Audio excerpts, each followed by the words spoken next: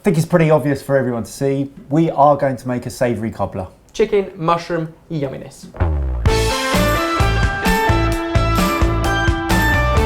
Alright! This is a family favourite. Of your family? Yes. Because I don't think my family's ever had one of these. Then they are missing out. Basically, bacon, chicken, mushroom, white wine sauce with a herby cobbler on top. It sounds delicious. They're all great combinations of things that I love, so I'm looking forward to it. Awesome, let's start. I'm going to place plenty of butter, and it does look like a lot, but that's also the base to our sauce later on in kind of a roux. So that's going to go into a pan, just on the back there.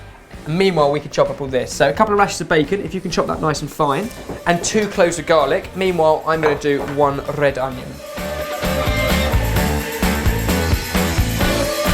Butter melted, all of that bacon can go in there. And we'll just give that a head start to crisp off while you do the garlic. I think this recipe is one of those absolute classics that you really should get to basics with, because whether it's going into a pie, into a pasty, tossed through pasta, we're going to make it into a cobbler, the chicken, bacon, mushroom, white wine combo is delicious, absolutely divine. In fact, these mushrooms, really big field ones, all I'm going to do, I know this gets a bit of controversy, not everyone peels mushrooms, but the big ones I prefer to peel. And then with the foaming, buttery bacon, all the garlic can go in, plus all of our red onion. Back onto the heat, and that will need a minute or so to cook, begin to soften those. And just get a spoon in there to keep it stirring every so often. And then for the mushrooms, just kind of chunk them up. You want pieces similar to our chicken thighs. So what I've done with chicken thighs, cut off all the sinew and just cut them up into small bite-sized pieces. And you just want mushroom about the same, although mushroom does shrink as it cooks.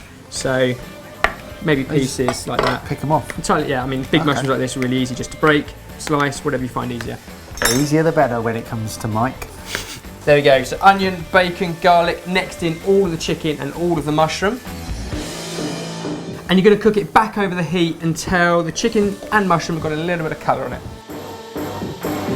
So that's the bulk to our filling of our cobbler. Now we need the sauce. You saw how much butter we put in there? Yeah, that's quite. It's a good thing because that's the basis of a roux. So as soon as you're happy the chicken and mushroom got a bit of colour, go in with flour and stir it, and it will kind of form quite a sticky paste all around the substance. And then in with white wine and chicken stock, a little bit at a time, stirring until it becomes kind of lump-free and a nice consistency for a sauce, and then let it bubble down for 10 minutes.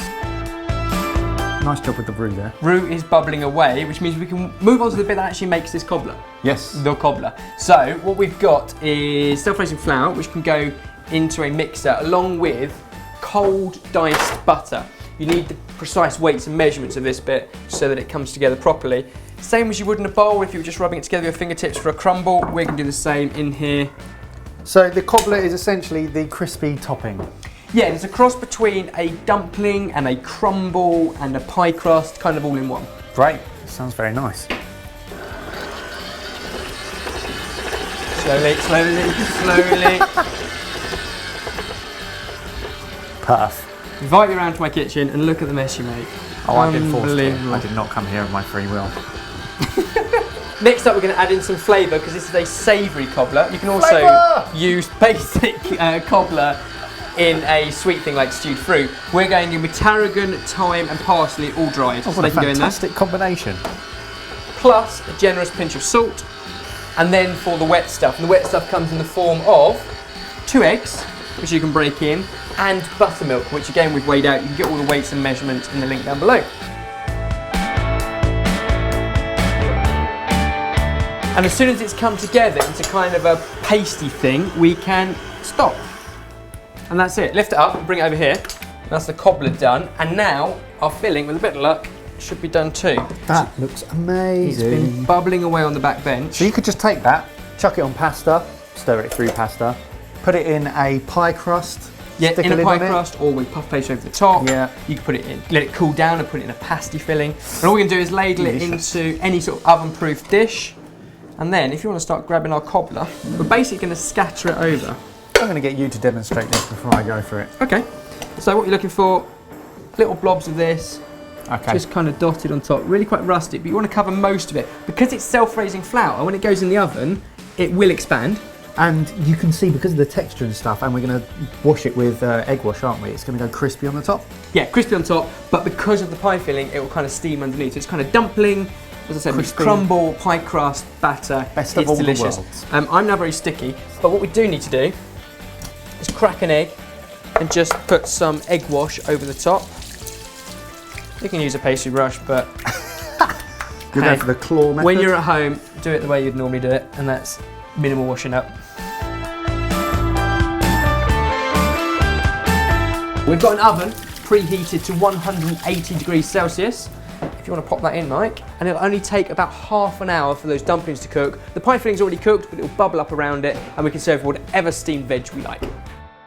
Well, this looks amazing. And that, my friend, is an incredible savoury cobbler. Oh, It is. You've got the crispy bits on top. Deep down, you've got the gooey dumpling kind of bit, and an amazing chicken and mushroom underneath. Savoury cobbler. Sorted. That's great. It's awesome frugal food.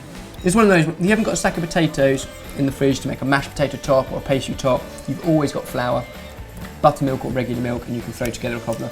This is a proper favourite in my household. We'd love to know what you guys cook with your family though. So next time you're having a big family meal, take a photo of it, upload it to Sorted Food so we can all see. And I can look at your mum. You always have to lower the tone.